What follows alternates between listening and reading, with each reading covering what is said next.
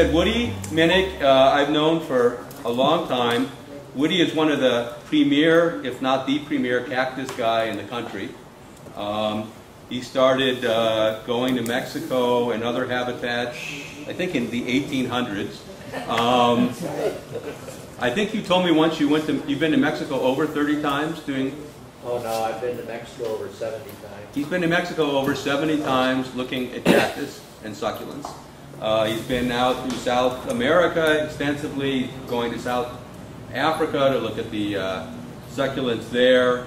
He actually was the president of the Los Angeles Cactus Club that Joyce is in back in the 70s. And the 80s. And so he puts on a great program, and he's going to show us some of the bromeliads he's seen over the years that he's been looking at cacti and succulents. So with that, I'll turn it over to Woody. Thank you.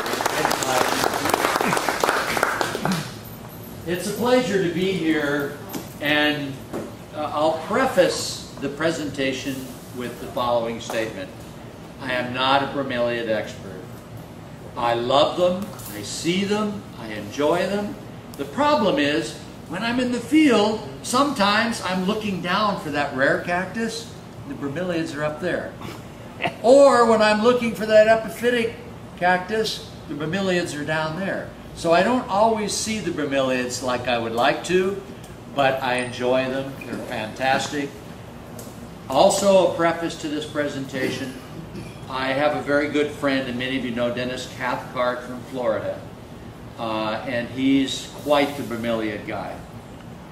As you know, so many of the Floridians, they really love the bromeliads and they live in the perfect environment. But Dennis has shared with me some of his slides and pictures he's taken over the years and his experiences. So I will try to share those with you today so you get a fuller perspective on bromeliads than just what Woody can give you. Now the title of the presentation, and we might see if we can kill these lights up here, then we'll get better color saturation. The title of the presentation, as you can see here, that's better I think, is Bromeliads from My Travels in the Americas.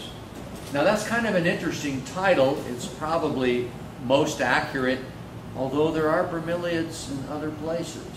Most of them have been introduced. So I'm just going to show you what I've seen in my American and my Americas travels in North America, South America, Central America.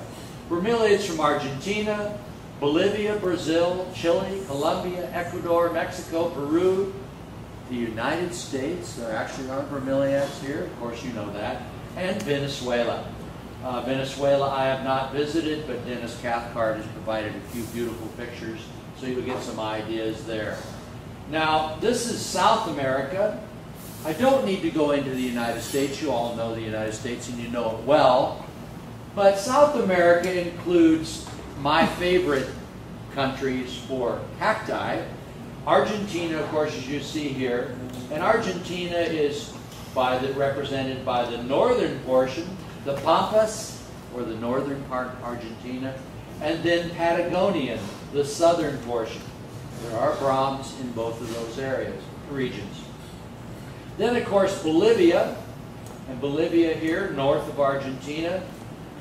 The interesting thing is most of us think of Bolivia as a place of these high mountains and the Incas and all of the terracing, but Bolivia has a huge, huge Amazonian portion, which is extremely wet, humid, and perfect for many of our Broms.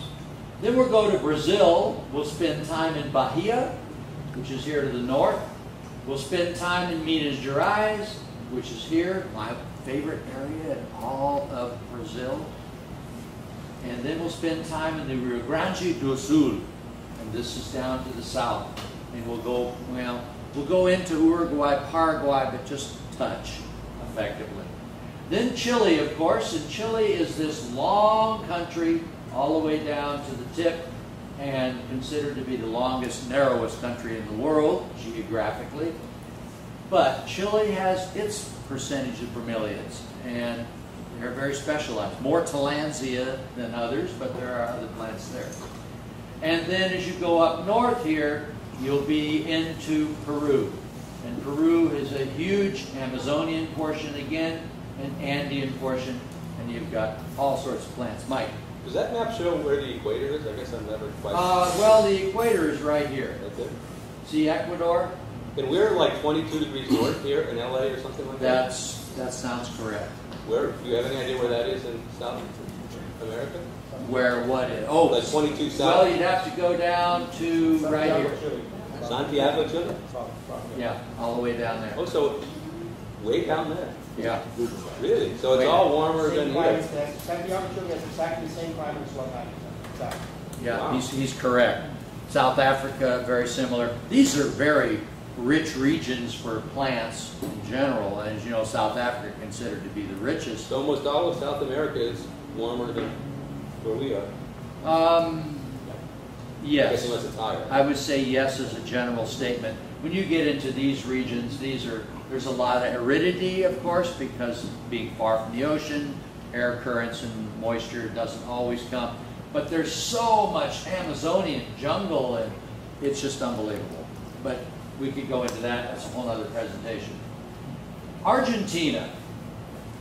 When you see this, you probably think, well, what are the bromeliads going to be? Well, there are quite a few in Argentina. As you know, I focus on the cactus. This is Trichoceros pasacana from high up in the mountains in a place called Cordova, El Salto.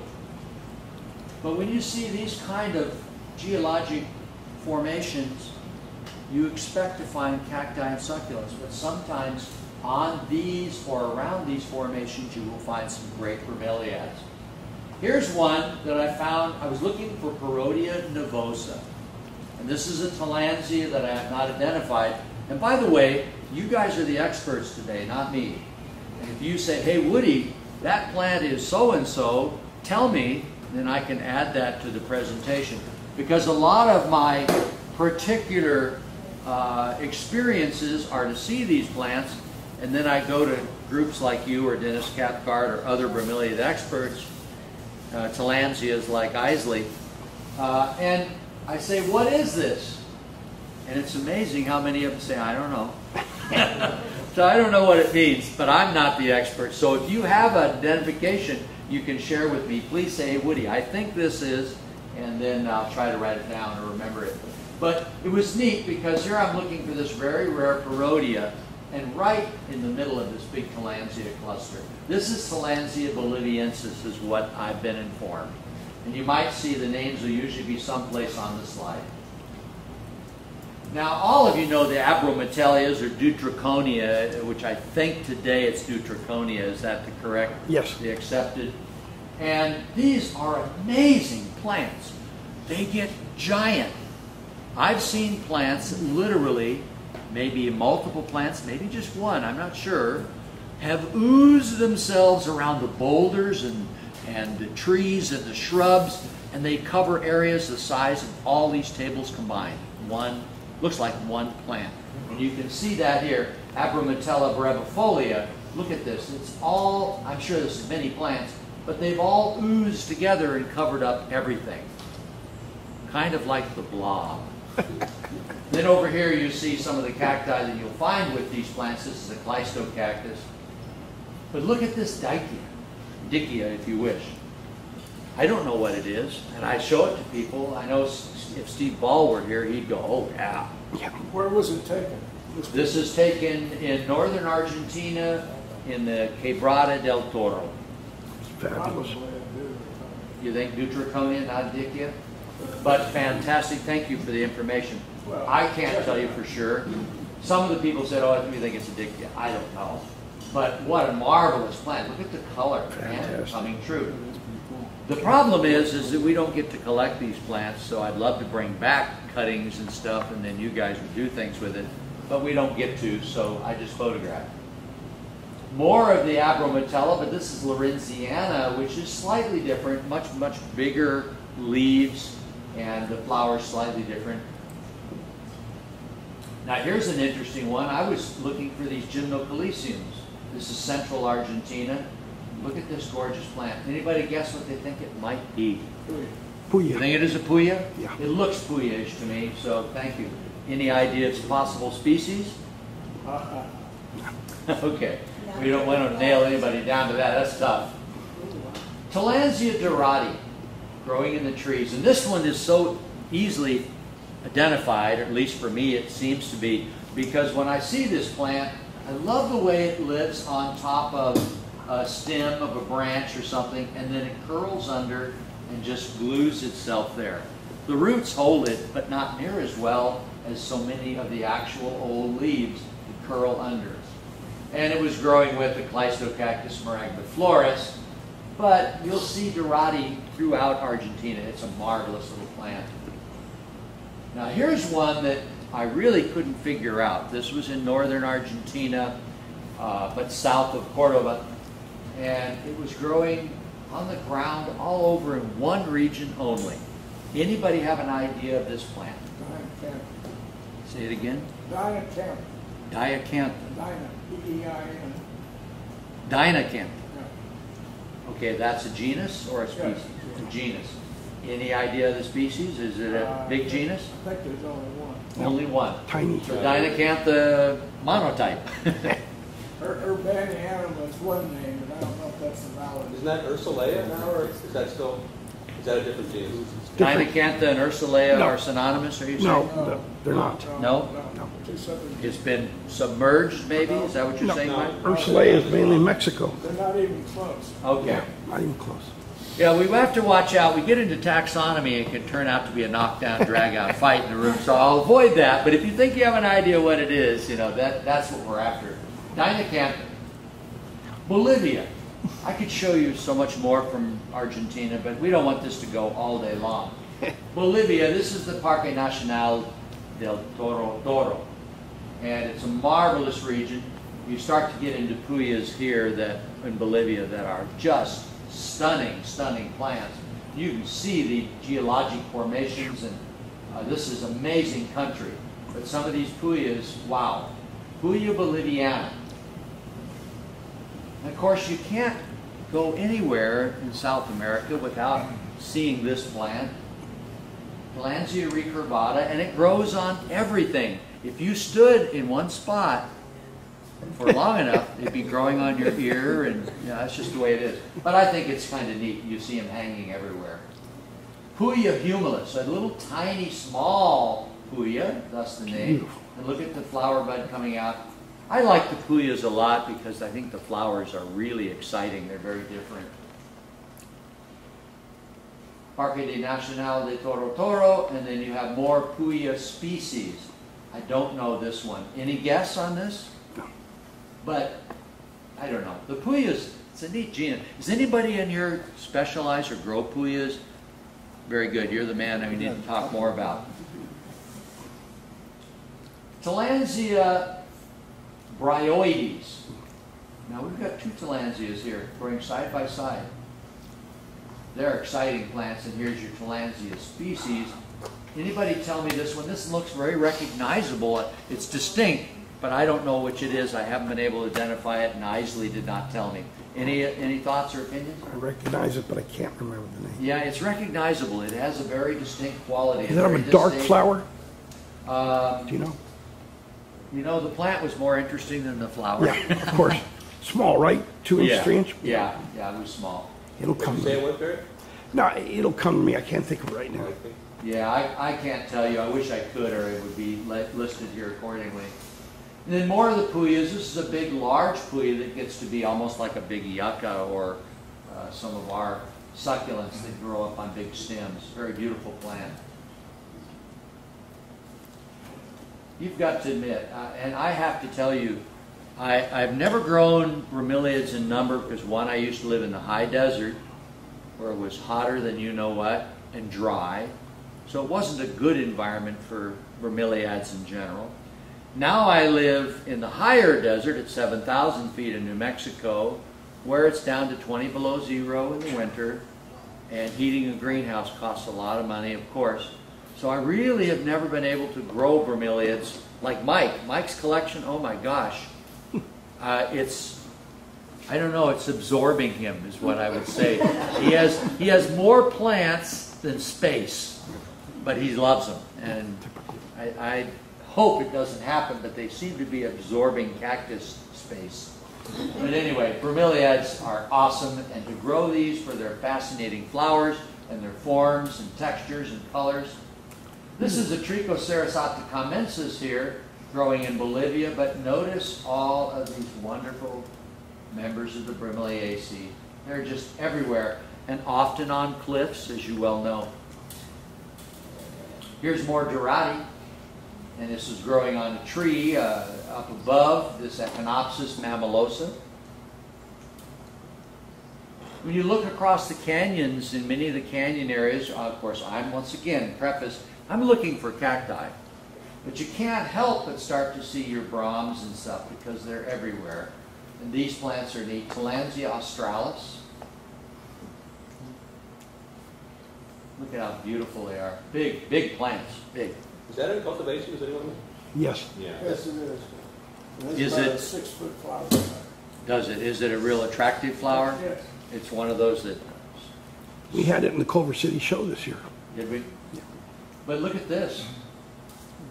Jacaranda in habitat, not planted. More your Abrometella, and this is Bolivia now, not Argentina, but you know, the two countries kind of coalesce, emerge. Lawrenceana, but once again, look at, they just absorb everything.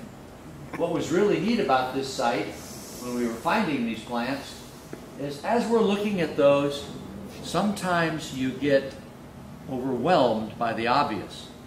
And then when you start looking carefully, underneath in the mud is the smallest of all known cacti. Maybe there's a controversy now, but we'll say it's the smallest. Blaspeldia lilliputana. The subspecies, Lilliputana, little, small, Lilliputian. Minima, this is the small.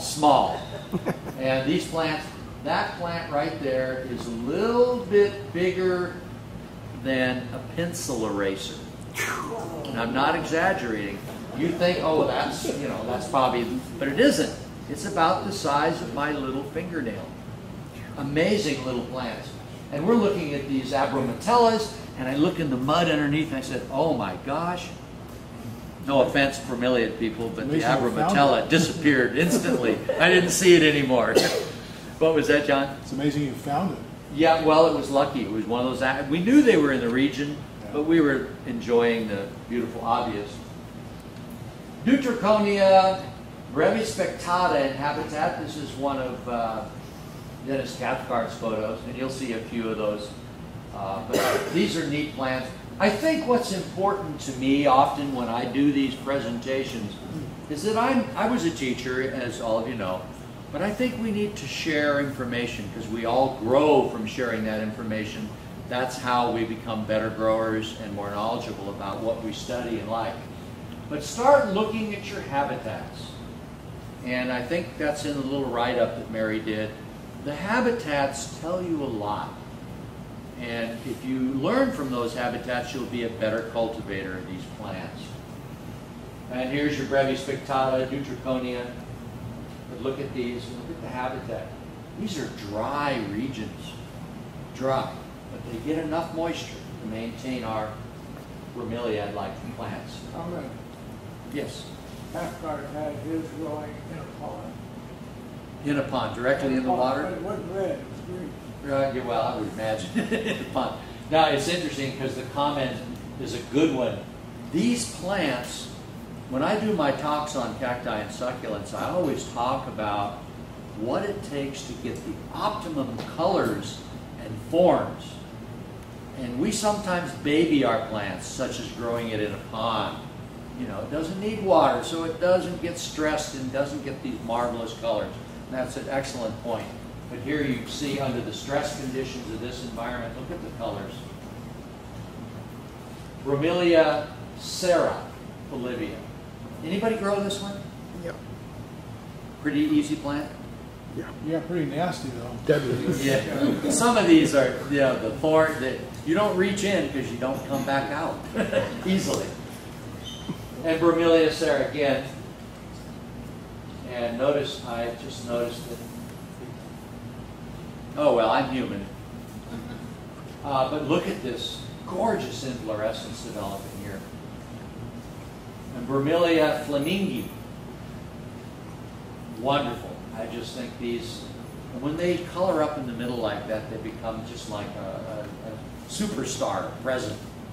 Named after Conrad Fleming from the islands. Very good.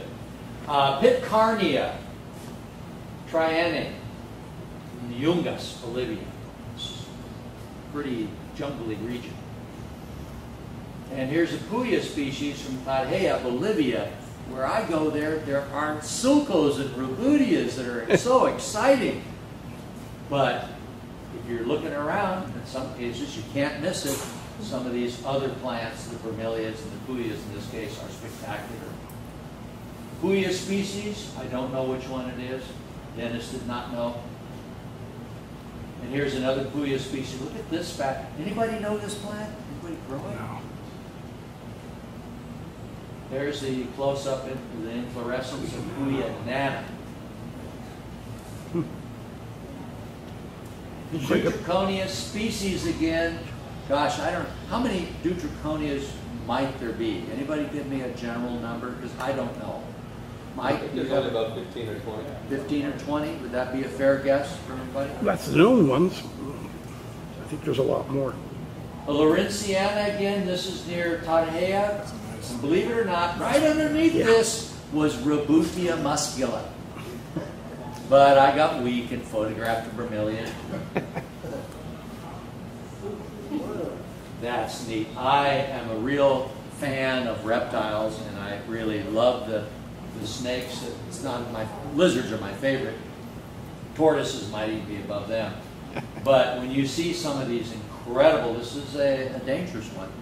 You see some of these creatures, they're spectacular. And when you look carefully at their patterns and their colors, you can see there's a relationship for those of us that like, you know, pattern, color, texture, form, all the art senses, and these are all come together, not just in our plants, but in some of our animals we've come across. Deuteraconia latii. And look at this fascinating little green clusters, Tarjeá, Bolivia. And Fosterella spectabilis. Anybody growing this? Yeah, nice flower. Does it flower pretty regularly for you? Yeah, twice a year. Twice a year. That's what I thought. But the plant doesn't look good. It's kind of a striking different plant. Yeah, that's why. You notice I didn't really show them. Yeah. Plants kind of, I agree. Well, I don't know, that's my taste. Brazil. You get into Brazil, oh my gosh. And this was a mural I saw on one of my trips in Brazil, and I just loved it. Look at the bottle tree here, and some of the cacti, and then you have bromeliads, and all these exciting plants that we all love so much. Neoglaziovia. Anybody grow that? That's an awesome plant. Tell us about it. Not much to say. It's just, it doesn't grow well. Doesn't do well. Okay. Maybe I can answer why it doesn't do well. There's two species. Two of Neoglaziovia? Yes, Mary? Oh, we have one, Steve has one, and we have to baby it. Okay. Don't they make baskets from this too in habitat? You know, I don't know that may Yeah. be the case. I did not They observe do. that or see it.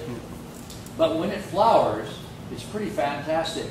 But they grow in an area where I've seen them that is very arid. Mellow cacti are growing with them. And if you know your cacti, mellow cacti like high humidity, at least at times of the year.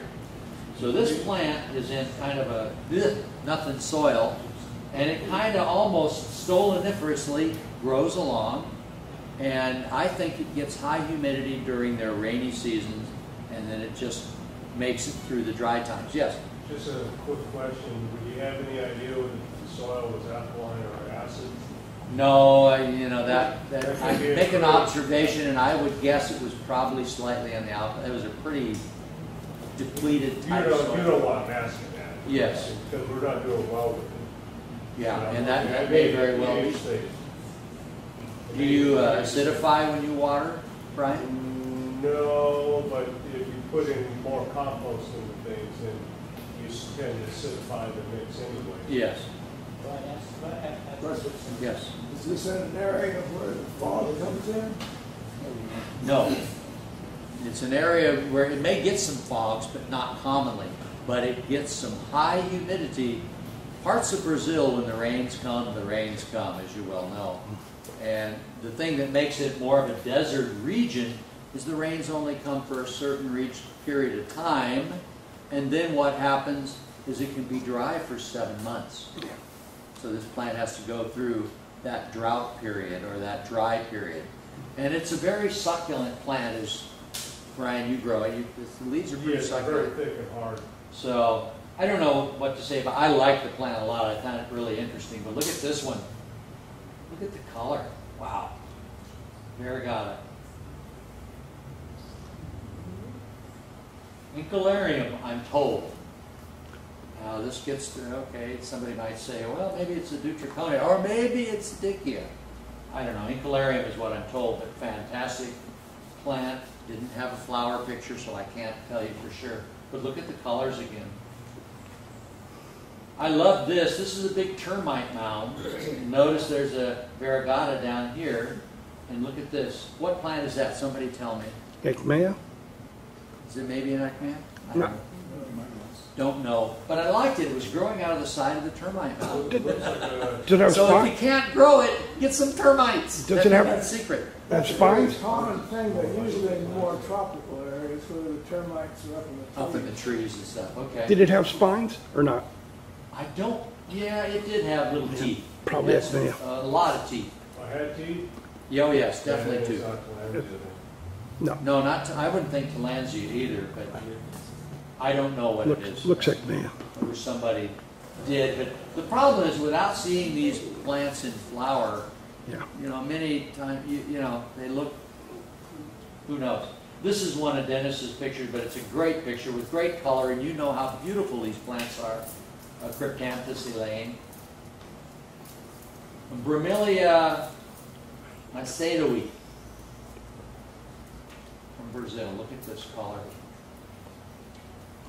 Paracensis cryptanthus. Kind of just not regular looking, but it's exciting, interesting plants. Cryptanthus warasi. Well, there's a person who did some work, Waras, and there are cacti named in his honor, and all sorts of plants. But this is a stunner. Everybody grows this one, right? It's around. It's around, but not everybody. It's more available now than it used to be. Really. The Inselbergs at Pedra Azul, and this is in Diamantina. The Inselberg refers to an island mountain. And generally, most of them are granitic. And you can drive along, it's flat plains, and then all of a sudden, whoosh, up out of the ground are these giant granitic outcrops. And this is one Inselberg at Pedra Azul. And on the sides of this, oh my gosh. Wow. The Inculariums are unbelievable. And Horridum is one of my favorite. Look at the color on that one. Wow. And look back, here's one in cultivation, grown soft. And here's one grown on those Inselbergs grown hard. I like the colored one best.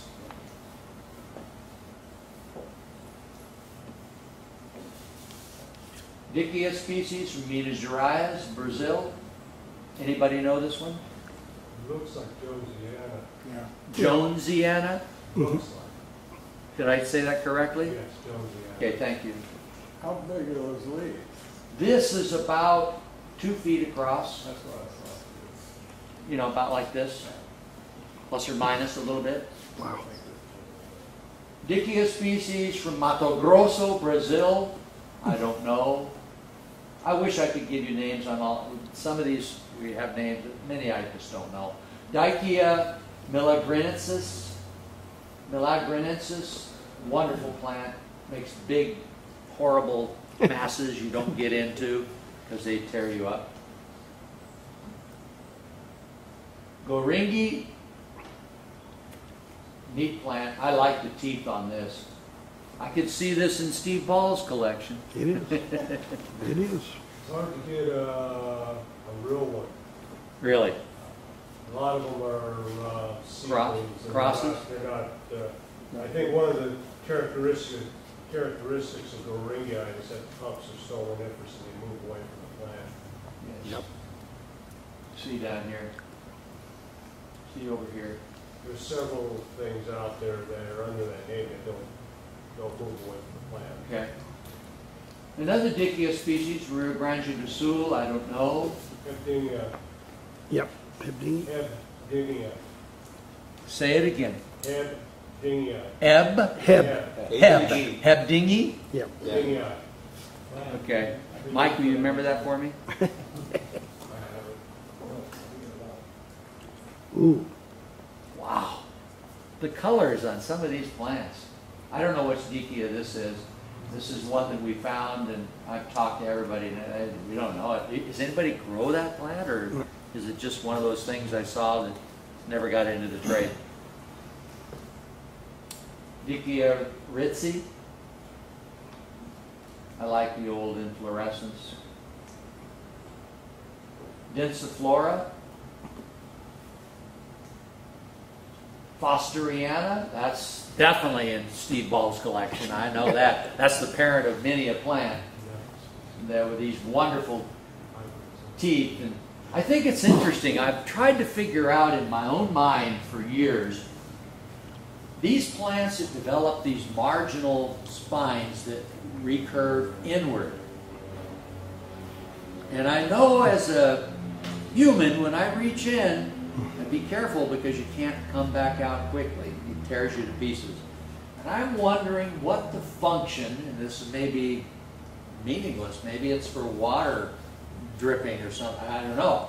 But the function of some of these plants and the reasons that their spines or thorns or whatever you want to call them are the way they are. I'd like to know the answers to those. There's got to be a reason. Probably be kept, to keep from getting eaten, but by mammals, but who knows? Yeah. How about that? Bring nutrients to the center of the plant. Yeah. Very possible is what I'm thinking. Possibly dropping the water condenses and drops down. I don't It's not know. only that, it's debris and insects and everything get caught and they don't go Get away. caught in there and then go they towards the disintegrate. center where the plant needs the nutrients. Excellent, Brian. Thank you. That's good thinking. Wow. Orthophytum schultzi. I was with my friend Rudolf Schultz, who wrote the books on Copiopoas, and he said, "Woody, you want to see a plant named in my honor?" And I said, "Sure." So we went up. We were looking at we were not looking at Copiopoas. We were looking at Ubelmanias, wonderful genus of cactus, by the way.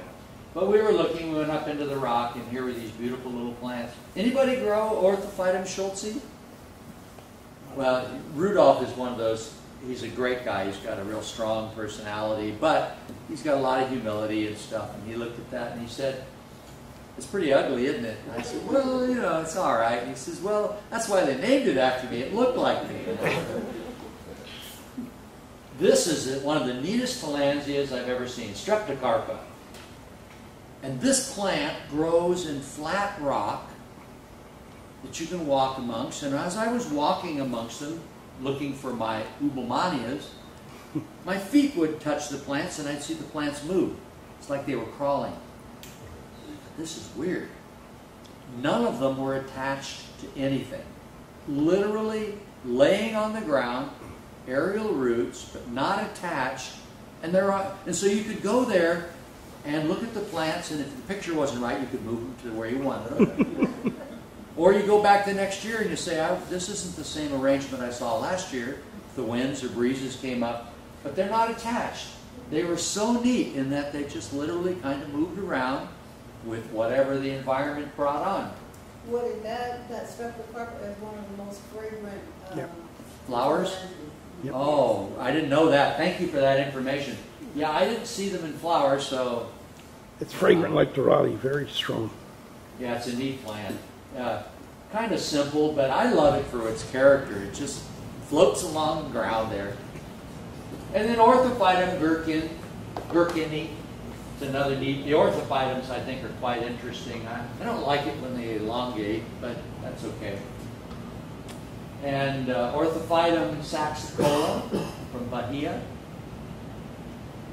Kind of a stumpy little tight plant, not the most attractive in my opinion. Orthophytum mellobarretoi, small clone. And Orthophytum rubrum, living up to its name. Orthophytum soupthoop, that's a tough name, kind of like I have a lisp. Comment, Yes. that's no longer an orthophytum, it's a different separate genus. Oh, really? What's the new I genus? think it's Lapa. Say that again. L-A-P-A. Lapa. Lapa. Okay, thank you. Mike, Never heard of it. record it so I can I never heard correct. of Lapa, so you'll have to remember. You got a dog on your Lapa back here. Look up on the FCBS site. Orthophytum horridum again. And near Consigliero, Mata. Not Lapa, but Mata. And you'll notice out in this stuff, there's your little Tillandsia we were talking about, but out in the flat rocks were lots of them. But habitat. These plants were growing on this rock that is covered with lichen, very little soil. It's got to be all humidity. It's got to be, they're true air plants in that great term.